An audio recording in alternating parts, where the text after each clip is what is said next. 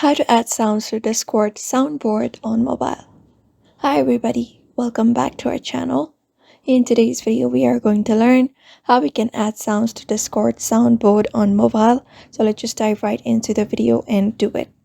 So for that, you need to open up Discord, but not the app. Instead, you need to open it up on a browser.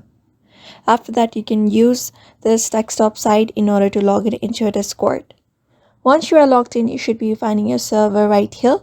So all you need to do is locate up the server first and go to the server, and once you are here, tap on this drop down option under your server name.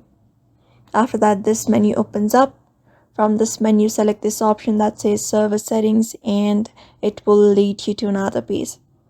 So from this page, you can look up for this option from the menu, which is Soundboard. This is right here, right below the stickers.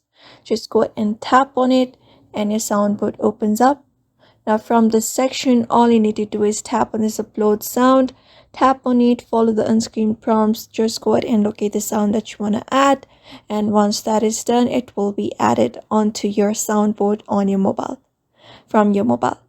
So that is how you add sounds to Discord Soundboard on mobile, following up those methods. So I hope this video was helpful, and thank you for watching this video.